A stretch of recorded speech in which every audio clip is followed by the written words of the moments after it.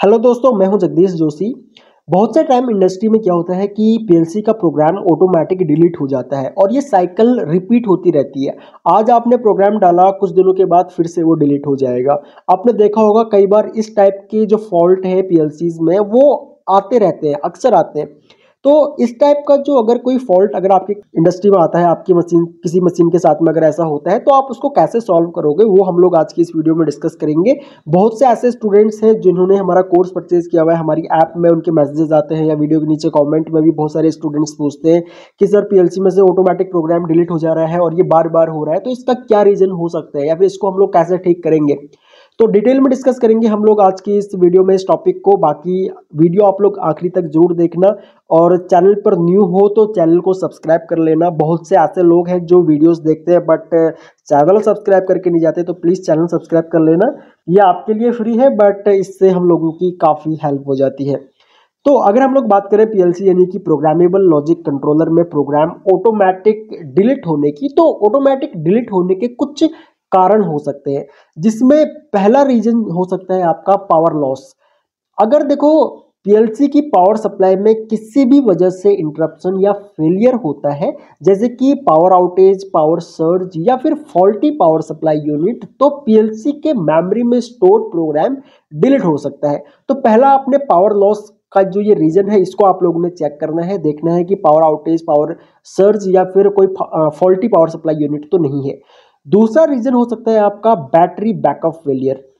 अब देखो battery backup failure ये उन पीएलसीज के लिए है जिन पीएलसी में इनबिल्ड बैटरी लगी हुई है। सभी पीएलसीज में बैटरी नहीं होती है बट कुछ पीएलसीज ऐसी होती हैं जहां पे पीएलसी के अंदर इनबिल्ड बैटरी होती है। तो अगर पीएलसी में बैटरी बैकअप सिस्टम है और वो बैटरी फेल हो जाती है या फिर बैटरी खत्म हो जाती है उसकी, तो प्रोग्राम मेमोरी में स्टोर्ड प्रोग्राम भी डिलीट हो सकता है।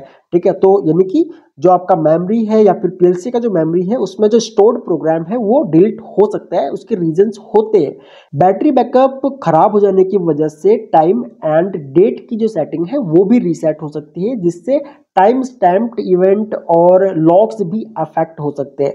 या फिर जो आपने काउंटर या टाइमर जो भी प्रोग्राम में है और जो भी वैल्यू स्टोर करते हैं, तो उनकी भी वैल्यू रिसेट हो सकती है। आपने कई बार देखा होगा, कई बार सीएनसी मशीन ऑफसेट भूल जाती है, कई बार बाकी मशीनें जो होती हैं वो भी ऑफसेट भूल जाती हैं, और उसका मेन रीजन होता है कि ड्राइव या फिर पीएलसी के अंदर जो बैटरी लगी हुई है वो बैटरी खत्म हो चुकी है। हमको उसके बाद उस बैटरी को चेंज करना होता है। उसके बाद जो ऑफसेट भूलने का जो रीजन होता है वो सॉल्व हो जाता है। अगला रीजन यहाँ पे हो सकता है हार्डवेयर माल फंक्शन का। पीएलसी के इंटरनल हार्डवेयर कंपोनेंट में किसी भी तरह का माल फंक्शन या फेलियर हो सकता है, जैसे कि सीपीयू फेलियर हो सकता है, मेमोरी चिप फेलियर हो सकता है या फिर कम्युनिकेशन मॉड्यूल फेलियर हो सकता है। ये हार्डवेयर फेलियर्स भी स्टोर्ड प्रोग्राम को डिलीट कर सकते हैं। तो अगर ऊपर के दो रीजन्स नहीं है तो फिर थर्ड रीजन आप लोग चेक कर सकते हो। सीपीयू चेक कर सकते हो, सीपीयू फेलियर तो नहीं है, मेमोरी चिप फेलियर तो नहीं है, या फिर कम्युनिकेशन मॉड्यूल में कोई दिक्कत तो नहीं है। ठीक है, फोर्थ रीजन हो सकता है यहाँ पे सॉफ्टवेयर करप्शन का। कभी कभी क्या होता है कि पीएलसी की ऑपरेटिंग सिस्टम या फर्मवेयर में करप्शन हो जाती है, जिसकी वजह से स्टोर्ड प्रोग्राम डिलीट हो जाता है। ये करप्शन सॉफ्टवेयर बग्स, वायरसेस या इम्प्रॉपर शटडाउन से भी हो सकता है। अब जब हम लोग बात करते हैं पीएलसी सॉफ्टवेयर की, तो पीएलसी के अंदर भी मैक्रो कंट्रोलर लगा होता है, उसको भी प्रोग्राम किया हुआ रहता है। तो जरूरी नहीं है कि आपका जो, जब मैं यहाँ पे ऑपरेटिंग सिस्टम की बात कर रहा हूँ तो यहाँ पे कोई सिस्टम की बात हो रही है या फिर प्रोग्रामेबल डिवाइस की बात हो रही है। यहाँ पे पीएलसी के अंदर जो माइक्रो प्रोसेसर लगा हुआ है उसकी बात हो रही है, जो उसमें प्रोग्राम डला हुआ है उसकी बात हो रही है, वो भी डैमेज हो सकता है। और यहाँ पे पांचवा रीजन हो सकता है आपका अनऑथराइज्ड एक्सेस और मॉडिफिकेशन का। अगर किसी भी अनऑथराइज्ड यूजर या टेक्नीशियन ने पीएलसी के प्रोग्राम को मॉडिफाई किया है और उसमें कोई एरर या फॉल्ट है, तो पीएलसी का ऑपरेटिंग सिस्टम उस प्रोग्राम को डिलीट कर सकता है। ये सेफ्टी पर्पस के लिए होता है। कई पीएलसी डिजाइन ही इस तरीके से की जाती है कि अगर आप उनमें गलत प्रोग्राम डालोगे तो वो आपके उस गलत प्रोग्राम को भी, और अगर कोई पहले से प्रोग्राम था उस पीएलसी के अंदर तो वो उसको भी डिलीट कर देगा। तो कोई भी एरर अगर पीएलसी के अंदर होता है तो पीएलसी ऑटोमेटिक प्रोग्राम को डिलीट कर देती है। ठीक है। तो ये सभी पीएलसीज में ये फीचर नहीं होते, बट हाँ कुछ पीएलसीज में ये फीचर होते हैं। सिक्स्थ ऑप्शन या फिर सिक्स्थ रीजन जो है वो मेमोरी ओवरराइट का हो सकता है। कभी कभी पीएलसी में न्यू प्रोग्राम अपलोड करने के दौरान या प्रोग्रामिंग सॉफ्टवेयर के थ्रू मेमोरी ओवरराइट हो जाती है, जिसकी वजह से पुराना प्रोग्राम आपका डिलीट हो सकता है। जब आप लोग कोई भी पीएलसी में प्रोग्राम डालते हो तो उस केस में क्या होगा कि पीएलसी के अंदर जो पहले से प्रोग्राम था वो आपका डिलीट हो जाएगा।